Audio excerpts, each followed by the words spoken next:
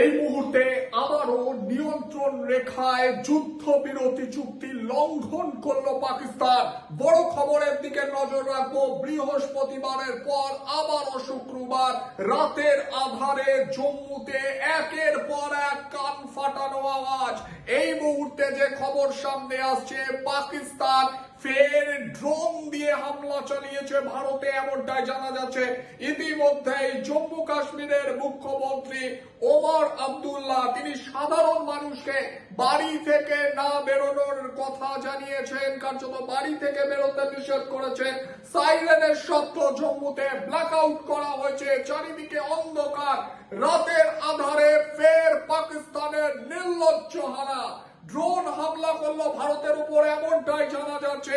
তবে এই খবরও সামনে আসছে, ভারতীয় সেনারা ড্রোন হামলাকে প্রতিহত করেছে, শত্রুর আক্রমণকে কার্যত প্রতিহত করেছে।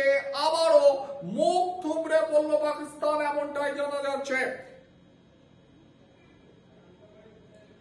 ইতিমধ্যেই একাধিক কান ফাটানো আওয়াজ শোনা যাচ্ছে জম্মু জুড়ে, পাশাপাশি বারমুলাতেও কিন্তু ব্ল্যাক আউট করা হয়েছে, অমৃতসরকে অন্ধকার করে দেওয়া হয়েছে। এদিকে পাঠানকোটেও কিন্তু ড্রোন হামলার চেষ্টা চালিয়েছে পাকিস্তান, এমনটাই জানা যাচ্ছে। আর এই পরিস্থিতির মধ্যে বড় খবর, দেশের প্রধানমন্ত্রী নরেন্দ্র মোদী বৈঠকে বসলেন।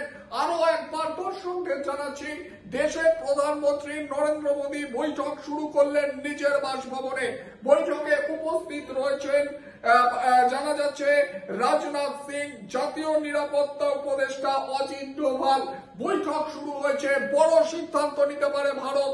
একের পর এক পাকিস্তানের যে যুদ্ধবিরতি চুক্তি লঙ্ঘন করা, তারপর ভারত ফের কি সিদ্ধান্ত নেয় সেই দিকেই তাকিয়ে রয়েছে কিন্তু সকলে। এই মুহূর্তে বড় খবর, ফের বৈঠকে নরেন্দ্র মোদী, বৈঠকে উপস্থিত রয়েছেন রাজনাথ সিং, বৈঠকে উপস্থিত রয়েছেন জাতীয় নিরাপত্তা উপদেষ্টা অজিত ডোভাল। সব মিলিয়ে এই বৈঠকের পর ফের ভারত প্রত্যুত্তরে জবাব দিতে পারে, এমনটাই মনে করা হচ্ছে।